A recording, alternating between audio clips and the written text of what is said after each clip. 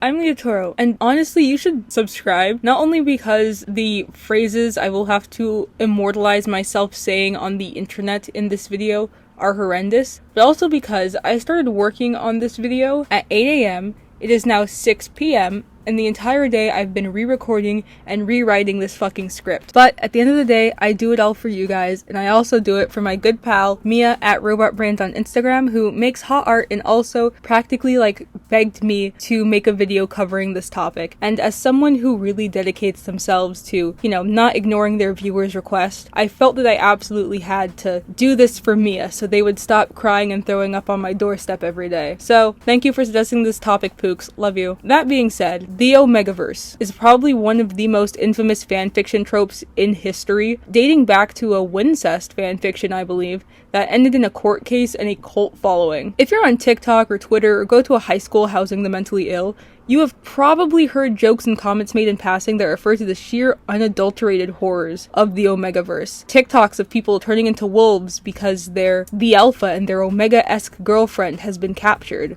or of people relating aspects of themselves and their lives to those of Omegas, and even advocating for Omega rights. The entire thing is absolutely surreal. And if you're unaware of what the Omegaverse is, a very bare bones explanation of it is that it's basically this half trope, half AU, where the characters are all kind of like wolves and wanna fuck. A cool thing about the Omegaverse, though, is that because it's less of a trope and more of an AU that has no parent media, people can do whatever they want to when you compare it to other tropes and AUs and such. Think of, I hate this turf, fuck her, but think of J.K. Rowling and Harry Potter and the Harry Potter AUs that so many people made. So when you have Harry Potter, you have a universe with a pre-existing set of rules, functions, a magic system, history, etc. So when people put whatever characters they want, whether they be OCs or characters from different media, they have to alter those characters and even their backgrounds to make them fit into the pre-existing universe, because sometimes those characters don't naturally abide by the rules presented in that given universe. But because the Omegaverse has no parent media, there's no set-in-stone traits and functions that should be present in the universe that all the characters who follow have to, follow. So instead of rules, what you have is a vague guideline that people can or can't follow as much as they please. I find this interesting because that means there are no two Omegaverse interpretations that are exactly the same lore-wise, because each is tailored to better integrate whatever characters the author wants to put in. This also means that because there's no set-in-stone rules, each Omegaverse comes with its own unique societal implications. But I've come to realize that hidden behind the hilarity and extensive amount of plotless porn, the Omegaverse has managed to create a kind of social commentary. Utilizing almost absurdist means, it tackles a multitude of social issues regarding both sexuality and bodily autonomy by creating an almost dystopian society in which people are bound to their social class and are at the mercies of their superiors and have to navigate that tricky political sphere while also keeping their self-respect and own personal dignity. In this video, I will be deconstructing the Omegaverse and highlighting its political and social commentary, as well as laughing at the abysmal interpretations of the way that it functions as a society. And I'm not trying to downplay the seriousness of any real-life issues I mention in this video by comparing them to the most porn-ridden AO3 tag, nor in making these connections am I trying to critique those that enjoy the Omegaverse. Do what you want, I literally don't care, I just think it's a little bit funny. So I feel like I should give a bit more thorough of an explanation of what the Omegaverse is, but I do still want to keep it short. So the Omegaverse is this decades-old fandom trope that takes inspiration from wolf pack roles and formations. Assigning characters a role of alpha, beta, or omega, these stories often lack a plot and are usually just porn because that's all this trope really provides. Given that I will be covering the Omegaverse as a genre in this video, I'm going to take the liberty to just boil down the extensive mythos into one conglomerate that covers most of the commonly used aspects of the world. I say this because everyone does have their different takes and interpretations and circumstances and mythos, and if I stop to address every single possible derivative of these, I would be taking way longer than I would want to. Like, for example, in the manga, I'm gonna butcher this name, Temida Okare, it's this manga where an Omega is married to an elite alpha, something that I'll talk a bit more about later, with like kids, a domestic home life, etc. But the Omega finds out that his alpha husband never mentioned to his coworkers that he was married to an Omega, which, you know, understandably hurts his feelings. Even looking at just the synopsis for this manga and the little explanation I just gave, there are so many implications made about the reality of the world and its social political beliefs. For example, the term elite alpha implies that there is a wealth-based classification system within the social hierarchy of alphas and omegas, that cis-male pregnancies are not only possible, but seemingly not abnormal. And despite the traditional belief that alphas and omegas are made for one another and complement each other perfectly, in this world at least, being with an omega as an alpha can be a stain on your social reputation and is something to be ashamed of, but not exactly outlawed either. Or mangas like, well, I don't think this is a manga actually, I think this was just like a webtoon. So in a webtoon like Sayonara Alpha that I debate mentioning because fundamentally I do not like this story. I didn't even read it actually, where basically an omega only realize, I dropped my phone, where an omega only realizes they're an omega in the presence of what is essentially their soulmate because they activate some form of hormone production or something that tells them what they are, which begs the question of, does everyone who doesn't meet their fated lover just live life in bliss as a beta till they die? I'm getting off track. But anyway, back on track. In some instances, there exist physical identifiers and differences between the subsections, classes? I'm gonna call them classes, that let people know whether or not someone can be clocked as an alpha, beta, or omega. Alphas, to varying degrees of cartoonish sizes, are like way taller and broader and more, I guess, domineering in their presence, whilst omegas get to be itty bitty and like tiny and petite. So it's like those IMVU couples where the guy is 7 stories tall and the girl is like a measly 3 centimeters. For my own sanity, I will be pretending that that circumstance doesn't exist because it begs so many other questions about like the functionality of this world, because once again I'm gonna fall down a rabbit hole, but like I feel like it's important to mention. But I feel like it doesn't account for abnormalities amongst alphas and omegas, nor does it account for the existence of betas. Like, what if an omega ends up being tall and broad because like his parents' biogenetics overtook the omega genes? And you know, vice versa for alphas. How are they treated in society in comparison? And because alphas are held to such a high standard, how do they go about making sure that they don't accidentally discriminate against an alpha because they thought they were an omega? And additionally, what about betas? If a beta is small, they're just immediately counted as an omega with no attempt to like reverse this, and same thing for alphas. Well, betas who look like alphas. It just doesn't make sense to me. It would take too long for me to make that make sense in my head. Fundamentally though, there's no like real differences between the classes when you aren't looking at things like heat cycles and pheromones, because the hierarchy that this system like works on is completely arbitrary and only exists like in a social realm that's just bled into political because so many people have began pushing its agenda. So the social hierarchy rank from least to most powerful is omegas, betas, and then alphas. And I want to stress that alphas only hold the status they do in the Omegaverse because of like a lot of arbitrarial reasons with no real backing. But before we can even go into why these reasons are so arbitrary, I feel like we need to look more into the existence of omegas in this world. So according to the Macmillan Dictionary of Modern Buzzwords, an omega male is defined socially as a man who, defying all male stereotypes, doesn't have the desire to be the most outstanding performer or to take the lead in a particular situation. The omega male is a fun-loving but non-aspirational individual who is reluctant to grow up by embracing classic social imperatives like marriage, family, and holding down a regular job. By nature, omegas are the antithesis of their alpha counterparts, and this definition is true to how they're often portrayed in Omegaverse content. With omegas in these stories, you often get like 2 very basic depictions. You get the hyper-independent omega who is desperate to beat the submissive allegations, or you get the omega who is living freely and just going, fuck it, I'm going to be the accusations. And it's just such an interesting contrast But once again, I am getting ahead of myself. When talking about Omegas, we need to be talking about how society views them. So in the world of the Omegaverse, being an Omega essentially means being weak.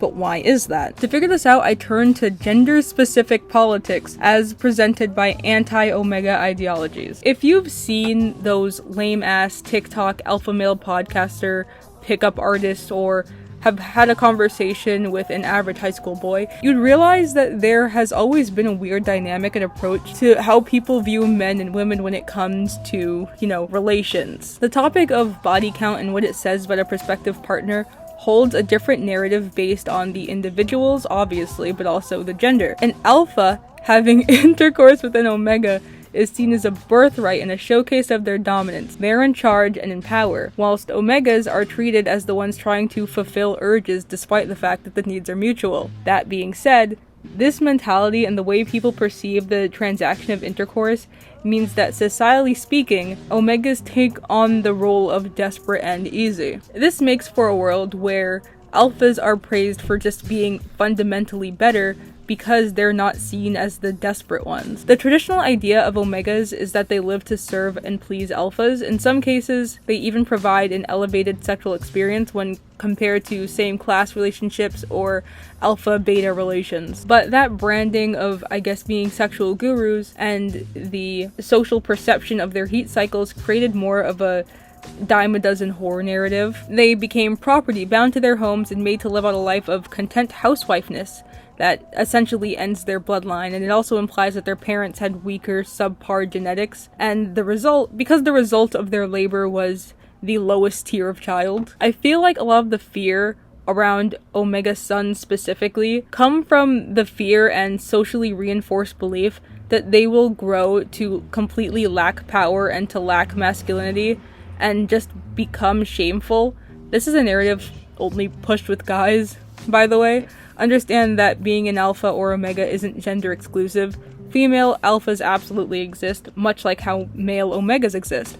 But because the Omegaverse is mad gay, I will be honing in on the male side of this conversation because it's where it gets messy. But to be an omega is to be emasculinized. They don't grow in social status or hustle because they're too busy having to be shielded and protected from the outside world, other alphas, because when is there not a kidnapping or assault subplot? I can also assume that this is an issue that relates to the idea of blood/familial purity. A line of alphas or betas is seen as a line that's either strong or just barely enough to be of a considerable social standpoint. Essentially, you have a system that works to double down on societal pressure regarding men because alpha women aren't treated with this disdain, at least not in the media that I've seen. It's just that men are expected to be in charge and dominant, so to be in a man, Jesus Christ. So, to be a man in a bottom feeder position like an omega infringes on their perceived masculinity as well as their social status. Can you tell that I wrote this as practice for my AP Lit exam? Because I did. So far, I've focused on the roles placed upon the classes, but not how this warps their self-perception. Every man by nature wants to be the alpha at the top, having been with many women as a display of their masculinity and prowess with women. Better than those lesser men who could not impress a woman to save their lives, and the men who would want to glorify that man. Some nigga on Quora.com. As you would assume, the social dialogue surrounding them and the hierarchy really gets to their heads, some more than others. As I said before, an alpha is the optimal class, and because of this, they have more privileges. An alpha's role and the impact of their class is not something super clear, actually. It honestly varies, but here are the assumptions and theories that I have made. So, you would assume that all alphas are super rich and powerful guys, right? And if you just said, yeah, you would think so, I'm sorry to inform you that you have actually fallen victim to pro-alpha propaganda. And that's not a joke. Being an alpha, in some cases, directly impacts a person's monetary status. Some alphas aren't born into rich families, but for the sake of the fantasy, most are. Simultaneously, job opportunities are more open to alphas. This is because of, obviously, class bias, as well as the belief that omegas and their heat cycles, the pheromones they produce, are a workplace disturbance because that would bother the alphas in the area, which I thought was weird because suppressants exist and aren't, hard to find or get access to in most cases, as long as you're not in, a post-apocalyptic or totally dystopian universe.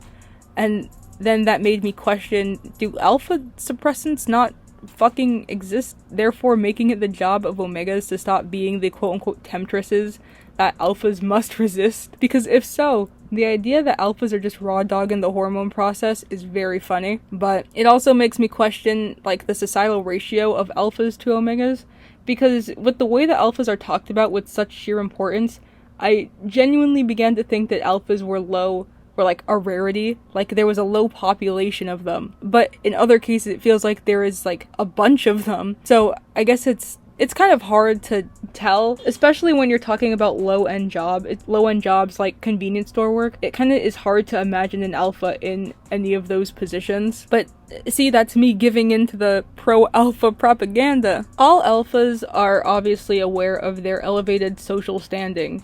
In school settings, typically where the characters are around high school age, alphas rise to the top of the social food chain by default because that's the narrative echoed by those around them. It's what determines who is a social outcast and who is someone to be placed on a pedestal. Being an alpha alone isn't the key to wealth and prosperity. Many alphas lead both average and impoverished lives, because being an alpha just means you aren't immediately turned away from job opportunities because of your class. And to better fulfill the power imbalance fantasy, alphas are just always rich as fuck. They're heirs to companies or self-made CEO millionaires. Whoa, what the hell? They're heirs to companies or self-made CEO millionaires or big swanky business people. And these are the alphas that society pushes to be the spokesperson of the class, instead of attributing their success to things like generational wealth, nepotism, or even just like real dedication. It's all attributed to their class. They aren't CEOs because their dad owned the company and is just passing it down. It's because they're alphas. And it wasn't that there was any initiative that got them good grades. It's just that drive that all alphas have, because obviously it's an alpha nature to be so hardworking. Omegas, unfortunately, got to be the polar opposites of this. So, because the social forces are completely working against them, omegas are seen as people who just like have no drive, no initiative, and only live to attempt to climb up the social ladder via getting with someone of a higher social standpoint than them. And it's because of this that we often get to see omegas who are more driven and prideful and sometimes ignorant for some reason of the social short straw that they have drawn. They want to avoid some at least want to avoid their ever-present destiny that befalls all the omegas around them, where they become lowly subhumans who just live to please the alphas above them. It also creates this job instability, as job opportunities are often slim, and any jobs that they hold that are like must be like upheld by maintaining constant professionalism so they just aren't replaced by some other subpar alpha. It's a constant uphill battle to make sure that you aren't immediately falling down the slope and ending up in the hole that everyone said you'd end up in. Which is actually kind of sad when you really think about it. Is that another truck? Like, the area prior to adulthood is where I found in these stories more of the denial of one's statuses in comparison to adulthood, where it is just Cope City for them. And we always see how this system negatively impacts omegas, but we never see how this really backfires on alphas, how this constant pressure to be the best negatively impacts them. I mean, sometimes we get cases where they want to be with an omega so bad, but their family or society says no. But I'm talking like independent struggles, like self-perception issues. But I am just going to go out on a limb and assume that it is this societal pressure that makes them like cold and aloof and disconnected, because their entire lives they've been like hyped up and placed on this pedestal of untouchability that has given them some weird complex over themselves. So our usual alpha-omega relationship dynamic is usually just this stoic, domineering professional alphas trying to upkeep some kind of image, and then their omega counterparts who by contrast are almost childish and ignorant to the importance of public image and seemingly have no like real understanding of how important the obeying the social hierarchy is. And then in some cases we have like the roles are switched, which I like significantly less, by the way, from like the few that I've read for this video, where the Omega manages to get themselves into a place of power that most Omegas don't get, and they're surrounded by alphas who have to fight their urges to be with them, which just reinstates the harmful anti-Omega like tropes and stereotypes that exist. But then when they meet their alpha counterpart, the alpha counterpart is so desperate to get them to break that professional aura because they've like lived so freely without having to really work for anything that they don't understand why the Omega has to be so uptight. And it just, oh, it pisses me off. I don't like that one. But anyways, being an alpha doesn't so basically, being an alpha doesn't make them better or worse. It just gives them more of a social political security because they're just that good, apparently.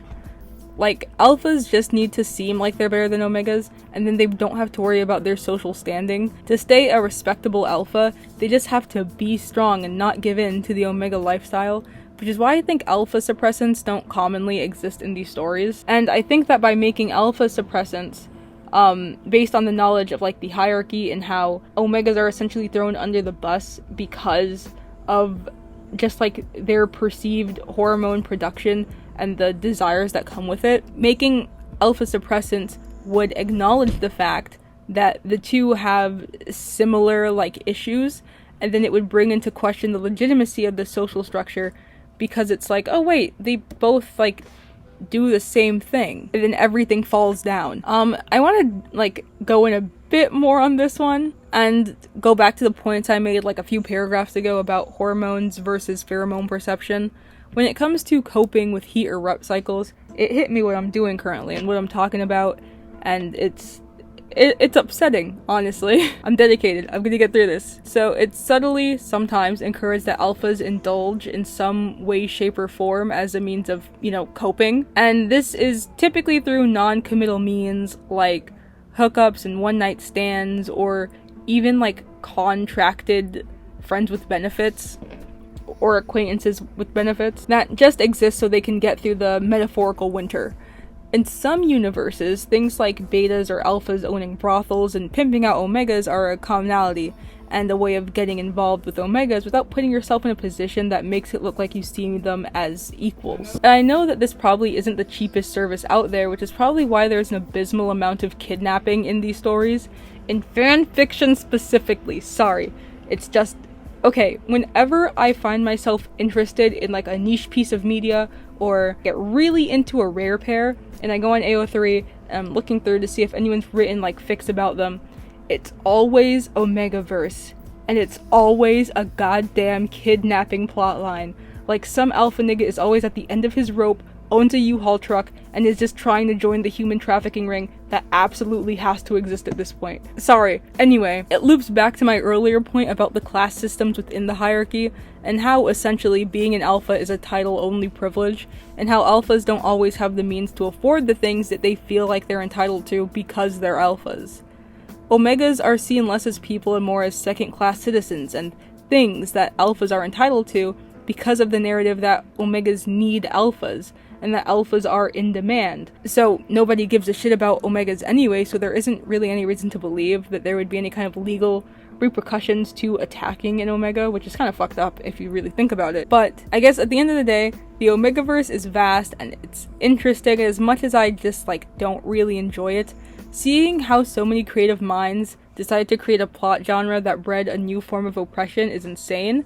And I don't have any segue to this part of the video. I now present to you random hypothetical and logistical questions I had while scripting for this video. Okay, so, number 1. What is the societal stance on unorthodox and same class relations? Alpha or alpha and betas, or Omegas and betas, etc. In some cases, these relationships are said to be rare / non-existent because of the ideology that Omegas and alphas were made for one another, so no other relationship would be truly fulfilling, so there's no reason for them to exist. But that also implies that there is some societal reason for alphas and Omegas to be pushed together, which would then flip the entire hierarchy on its fucking head. And just apparently these exist to a degree, And what I'm saying is this like a type of relationship that is banned? Or do they just let it happen but kind of give them a side eye? Like, encouraged to not get entangled with Omegas to keep the chances of making an alpha child higher? And, like, in some cases, a kid could have 2 alpha parents but still be an Omega. But there's also cases of entire families just being alphas. So is there like propaganda made to keep alphas like away from Omegas relationship and reproductive wise? Or do they make propaganda that encourages them to date anyone but Omegas? What the I wrote this in AP Psych. I had to write this in AP Psych. This isn't making any sense. Whatever. Number 2. How do prison systems work? I imagine that they have alpha only prisons and omega only prisons, and I guess beta only prisons too. But does that mean that these prisons are co-ed? Or do they have like 6 different sets of prisons? And additionally, what happens in the universes where there's MPreg? Because how do they account for that in prison? If anyone watching this is a fan fiction writer or Omegaverse like enthusiast, I am almost begging you to please write an Omegaverse fan fiction with a prison system. I just want to see what you think it looks like. Don't listen to what I've said. Just write it as your heart tells you to, and let me read it. Number 3. How does the existence of the Omegaverse affect history and the LGBTQ rights campaign? Which sounds batshit, but like, there's so much gayness and MPreg in the world of the Omegaverse that I feel like it means societal views on same-sex couples were either like pushed aside to oppress people as a means of like by the means of their class, or did the like LGBTQ rights movement happen but there was an additional layer of issues because of the class system. Number 4, random but can male alphas give birth? Number 4A, for female alphas, what do Omega men provide? And don't say kids, yeah, because that creates a 4C where I ask who has the baby in that circumstance. But I guess at the end of the day, that's the beauty of the Omegaverse, because it's seemingly so limitless and anyone can change the world for their story and their liking, that these questions have like probably been answered in some niche fanfiction or Gotcha Life mini-movie. And you know, no shade to Omegaverse enjoyers, at the end of the day, we all have our demons, and I just think that it's amusing to scrutinize all the possibilities that exist within this universe and look at like the societal aspects that no one thinks about when they're writing these stories, because I think of them because I'm strange. But yeah, I hope you all enjoyed this video. Leave a like and subscribe if you want to see me prove that I can in fact talk about normal things, and comment down below your own Omegaverse questions, headcanons, and or scientific phenomenon ideas. I still don't have an outro, so bye!